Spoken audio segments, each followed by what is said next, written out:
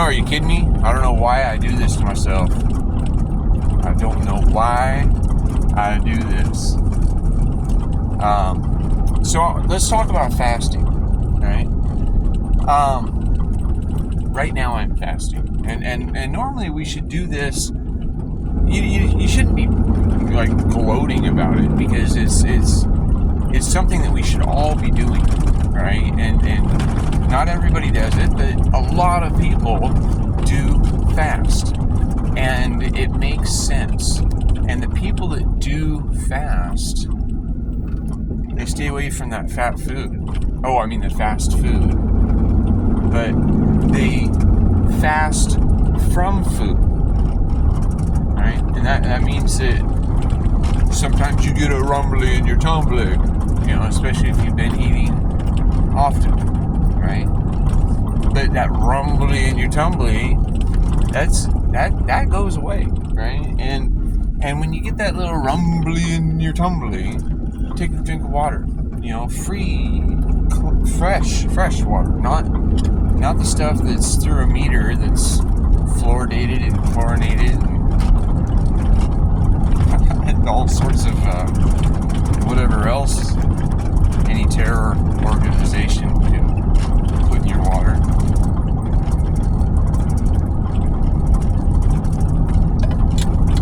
But so fasting is way easier when you don't live in town, right? When you're not driving past all of these smells that are permeating onto the streets, and you don't have all the visual stimulus of these reds and yellows and hey, tastes good, less filling, all this stuff, right? And when you're just out in nature, it's pretty easy after the first 3 days. The first 3 days of breaking a habit is always the hardest, or at least it is for me. And if I've been doing a habit for a while, it should be something that I'm consciously doing, right? I mean, if I'm just compulsively reacting to the advertising of the culture being shaped to live and act and purchase a certain way, life on every level to exist,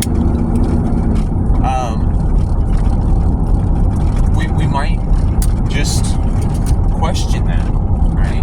Is it healthy for me? Is it creating my happiness? Is it creating my peace? We can't control what's happening in the world, right? Because there is some really crazy shit happening in the world. But that's just why I'm willing to go into town. I got this hat right here. It says heavily meditated. And I got a shirt that matches it. And it's my intention to promote a program that I help people with. I introduce them to the calmest, most peaceful version of themselves that they may have even forgot that existed. And when we realize that it does still exist, but you have to know how to access it. And if there's been a certain number of things in your life that have really upset you, or been a trauma, or been the normal that's been created by a bunch of people who want to make money off you, we have to become conscious of the chemicals that we want in our body, because certain chemicals it's cause and effect, right? Certain chemicals promote a certain response in the way that our body is acting, the way we experience life. And so, with heavily meditated, I bring a person to the awareness of how the right now moment can be experienced when we're aware, when we're conscious to it, right? And a lot of meditations, they are guiding you to, many of the guided meditations are guiding you into an experience that's outside of your current reality. Okay? So I hope you can still hear me, because, I'm on the highway, and this is an old truck, and I do what I can do, right? Anyway, the right now moment, it's happening right now, and now, and now, and now, and now. And I'm being conscious to it. I'm being conscious that what I'm doing right now is pretty dangerous. I mean, I've seen that a lot of people have died doing what I'm doing right now. And so in a way, that's kind of a meditation. Sometimes people, they get upset and they want to go for a drive because they don't want to be focusing on the things that are making them upset. They're going to turn up the oldies rock, and they're going to drive, right? But if you're feeling depressed, that's not a good time to be doing it, because there's opportunities that you could do things that you maybe wouldn't normally do. So the safest way is just wherever you are right now, as long as you're not in the responsibility of other people and their safety, right? Is to focus on your breath. You focus on what that feels like as it comes in. Breathe in through your nose and send it down to your lower diaphragm first, and then let it fill into your chest.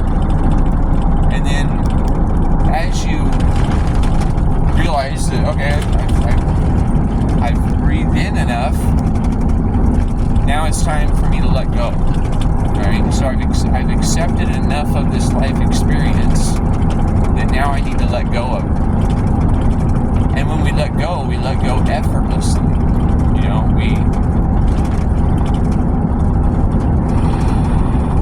You hear it.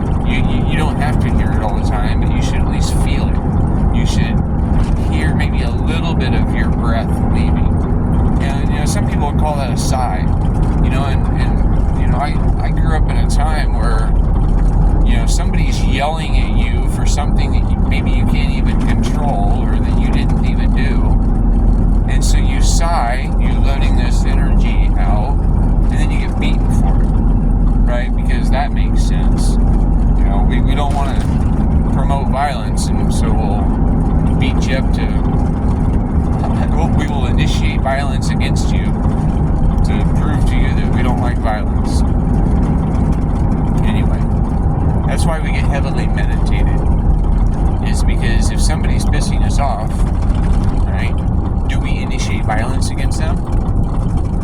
Now if somebody's physically hurting you, I say that you're well within your right to flatten their face.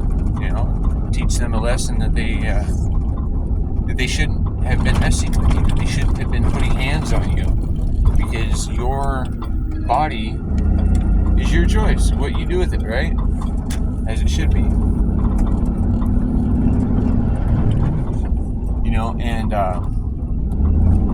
But sometimes people aren't laying hands on us, but they are pissing us off. They're doing things, and they're saying things, and we should be able to manage how we feel about that, rather than trying to control them.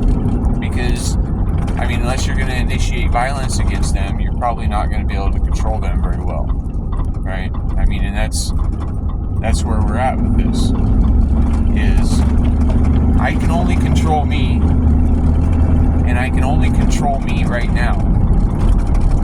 And if I have expectations of somebody else and how they are going to control them, that's like premeditating resentment. And if that person is regularly in my circles because I'm allowing it, well, then that's on me. Right? That's on me. That's my fault for staying in the same circles as that person. And when we have a whole bunch of people, each removing their energy from people or places or things, well, we stop giving it our energy, and so then it begins to be something that works much better, right? Because we're then only then are we supporting the things that we want to have in our life. So anyway, yeah, I'm going to try to record this. So I've got my other camera, and it seems to last a little bit longer than this one. And if you want to participate virtually, then look for that video here in the next few days. And I've got other videos here on YouTube that help a person to recognize things that we can control and the things that we can't. You know, because there's a lot of these things in life that we need to make sure that we're aware of whether or not we're willing to support it. You know, like fast food is one thing that it isn't something that we should really be giving much attention to in our life. I mean, it's not going to kill you if you have it here and there. But when it's the foundation of your nourishment, we see why we have so many obese people, right? Because their body is so busy processing all of this food and trying to get the nutrients that it needs that it's having to hold on to everything. Take a deep breath right now, if you would. Take a really, really deep breath and hold on to it. All right? Hold on to it. Keep holding it. Holding it as long as you can.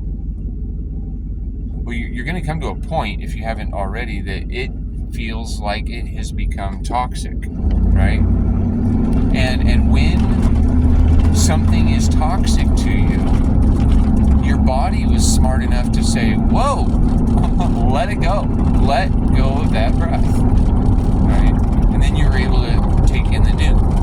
But the new has to be healthy, you know, because if you take in a breath of something that is poisonous to you, and you hold on to it, and you hold on to it, and you hold on to it, you may die, right? And that's, in different ways, that's happening in different parts of our body and in our mind too, right? And so, if I used to be a person that got really mad really easy, and then I realized that anger is stupidity. Anger is stupidity of assuming that you control things that you don't. And anger is stupidity of not knowing how to handle the things that you're experiencing. Because if you knew how to handle it, why would you promote adrenaline and cortisol and these things to start rushing through your veins that your body is causing? You know, your mind focused on anger and mad, I'm just so, and if I were to hold this long enough and I think about all the things in life that can piss me off and make me upset that it's not going my way, well then that's stupid. That's stupidity. You know, because I can also shift my thoughts and my awareness to,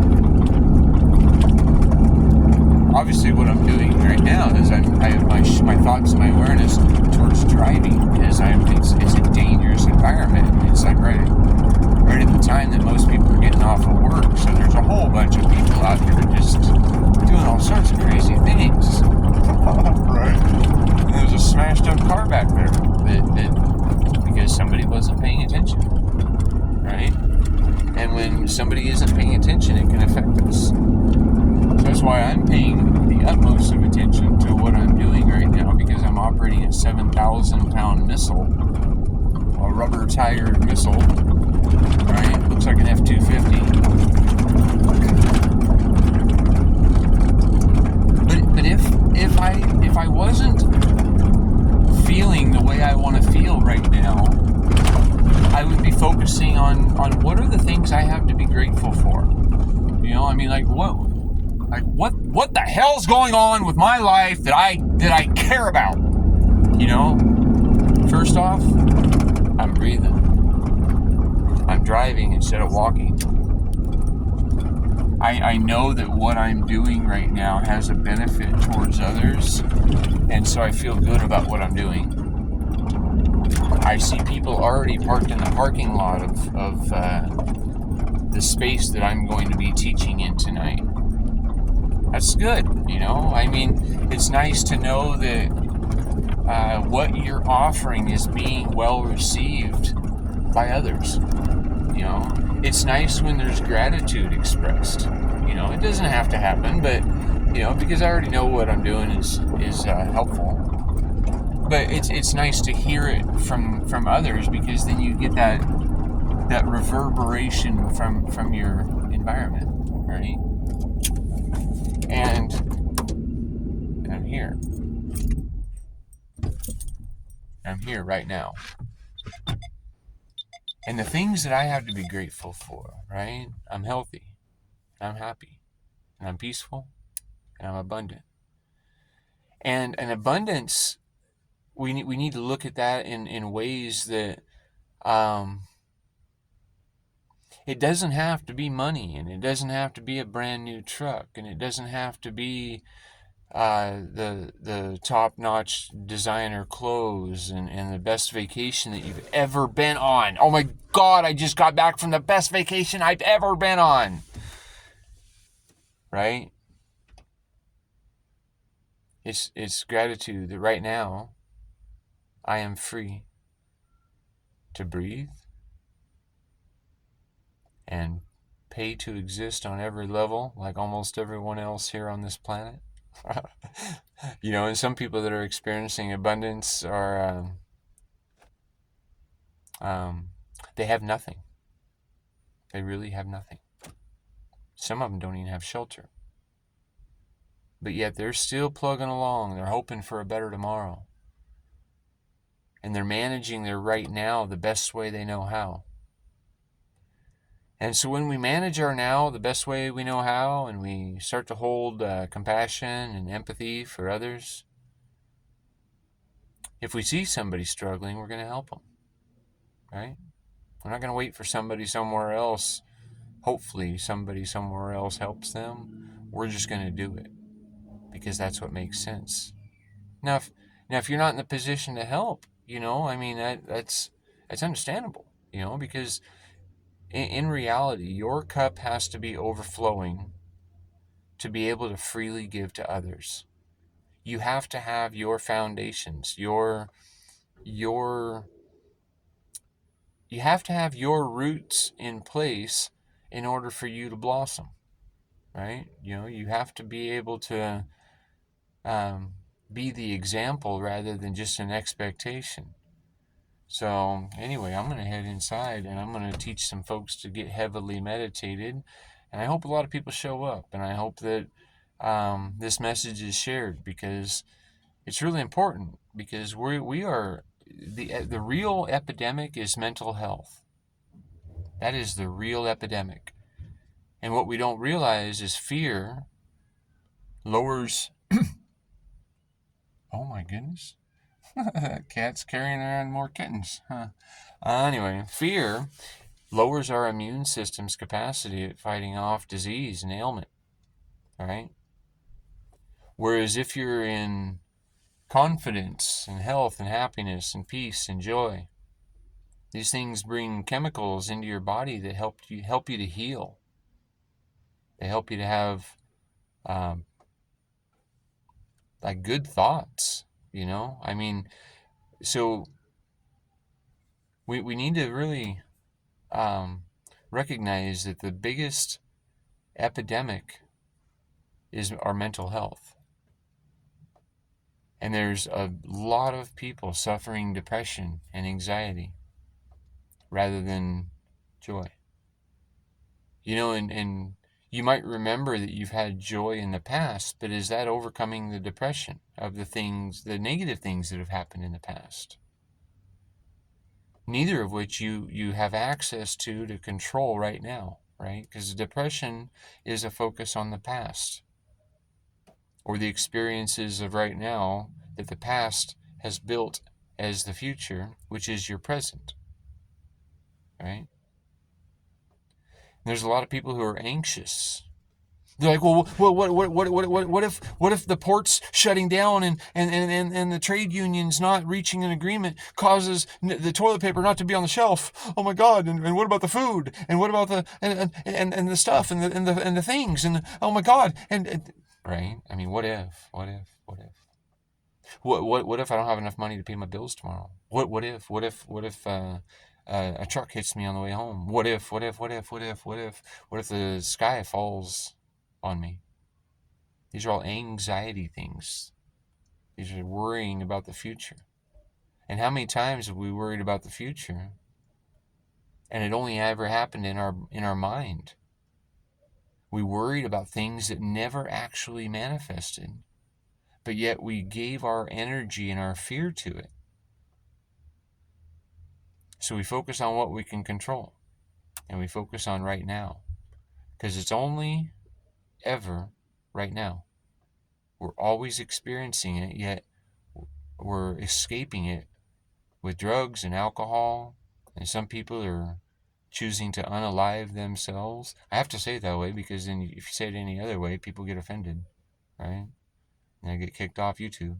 I get kicked off Facebook, and people getting offended because they want to control everything else. They are afraid of truth. They're afraid of reality.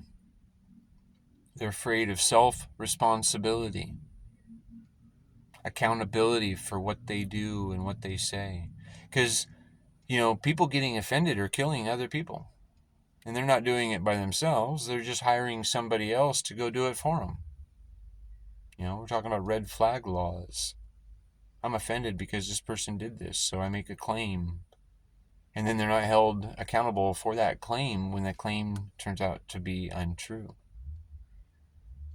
Anyway, heavily meditated is a pathway that we can build individuals to collectively shape the world in a way that we want to see.